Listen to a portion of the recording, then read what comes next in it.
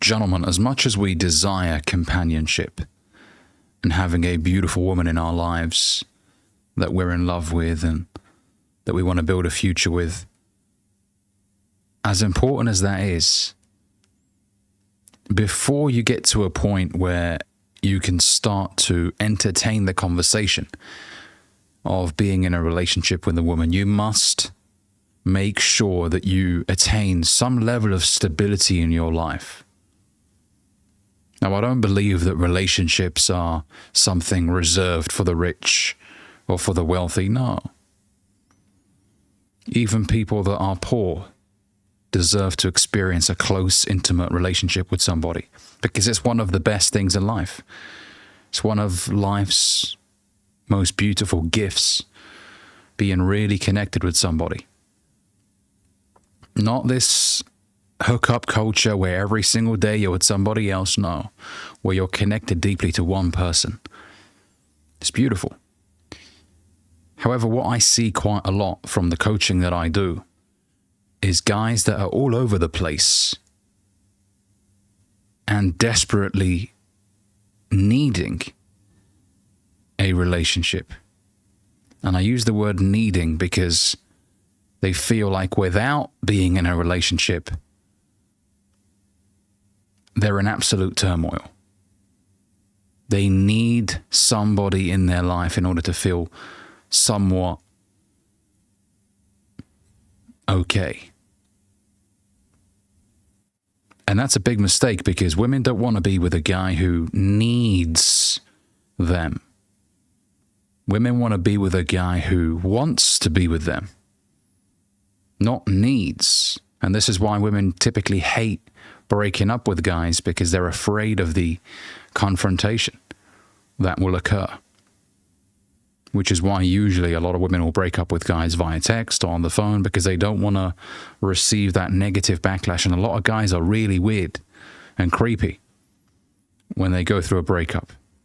And I say creepy because a lot of them can't process the rejection, and so they'll resort to acting like animals, screaming and banging on things and going on their knees and crying and begging and pleading, and that's never a good thing. You just make a fool of yourself. And I know it's difficult. Believe me, I know, I've been there. But you must preserve your dignity. You don't want to be in a situation in life where you need somebody else in order to feel okay about yourself. You need to feel okay about yourself now, prior to being in a relationship. It's a big problem if you can't stand yourself. Now, I'm not saying that you should lie to yourself and say that you're perfect the way you are. No, we're men. We know that we ain't perfect. And it's important to have people in your life that can tell you things like, hey, man, you're messing up in this area, bro. Hey, bro, you're gaining weight. Hey, man, you can't keep a job, man. What's going on?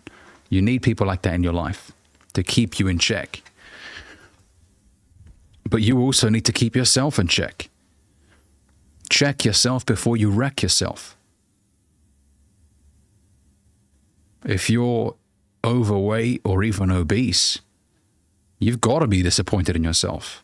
Don't sweet talk yourself and say, well, as long as you're a nice person. No, that's not good enough. You're destroying your health. You're digging yourself an early grave. That's not good. It's not fair on those that love you and care about you to see you deteriorate like this. You owe it to yourself, most importantly, but also those around you.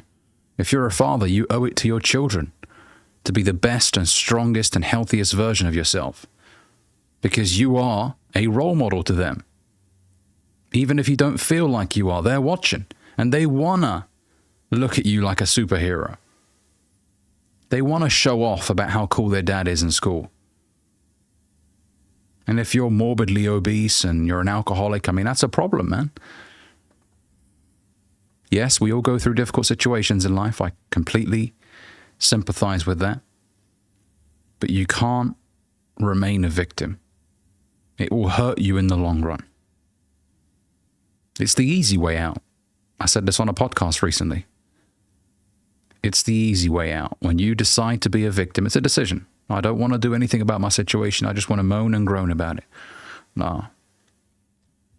You fix it. We're logical. And it should piss you off that you don't feel good.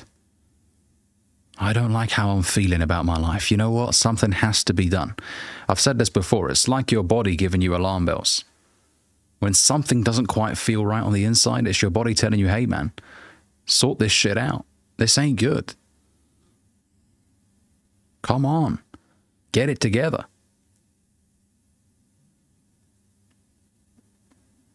So if you're all over the place, if there's so much chaos, it's not a good environment to bring a woman into. It's not fair on her. Yes, there may be a short period of time where things are rosy. They call it the stage of limerence, where everything is just absolutely flawless and you can do no wrong and she don't mind that you're broke and, you know. But that wears off very quickly and then reality kicks in. Okay, this motherfucker is broke. He ain't got nothing. Now, you can't be mad at the woman. I hear this quite a lot. A lot of guys will complain that a woman isn't comfortable with their financial situation. When they're broke, of course she shouldn't be comfortable with you being broke. She's thinking about the future. What can this guy offer me in the long run? And that's your masculine duty. Don't be upset about it. Don't moan about the fact that you have to provide for your woman and your family. That's your duty. Embrace it. Children, young boys will complain. You're not a child anymore. You're a grown man. And you should want to take care of your lady and your family. It should make you feel happiness on the inside, knowing that your wife is living a comfortable life, that your kids have what they need. That should bring you joy.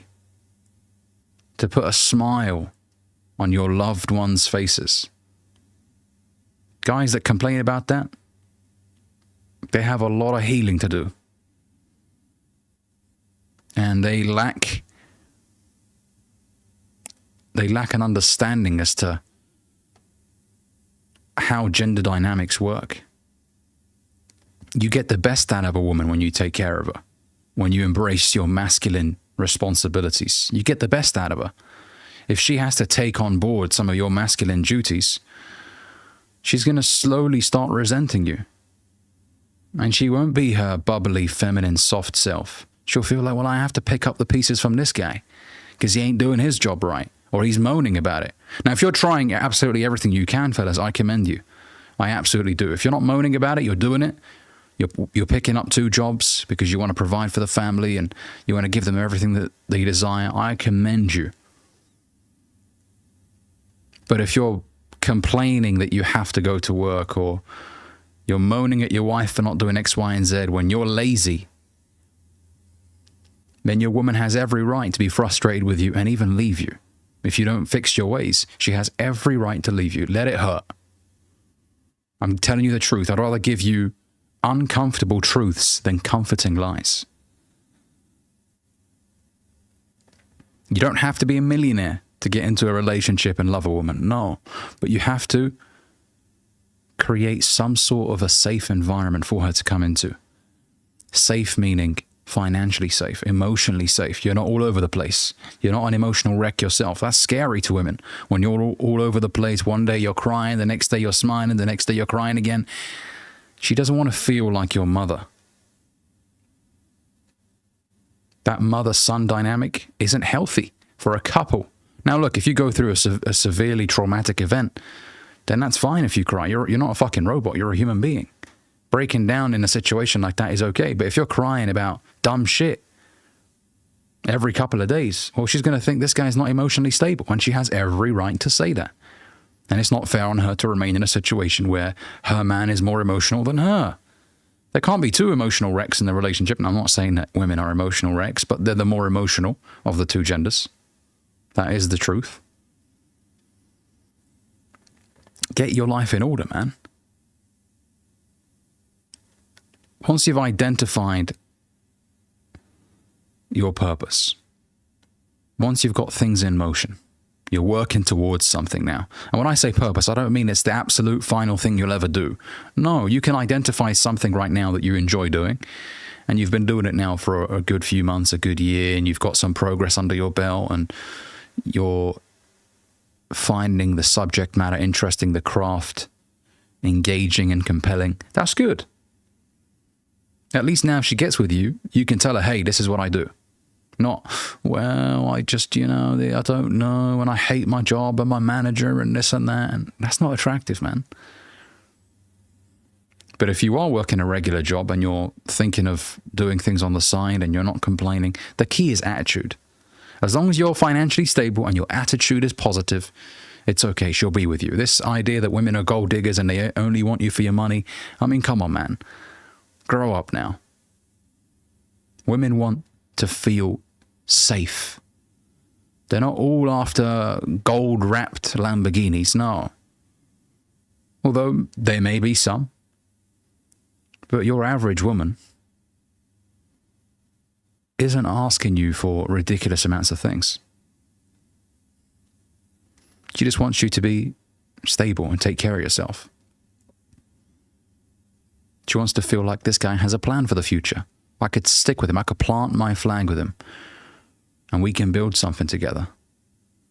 So until you get to that point, you shouldn't be going out there needing a relationship. Calm down. Get yourself in calm waters. Get out of the storm that you're in. Once the sea calms down a little bit and you have an idea as to where you're going, then you can bring a woman in.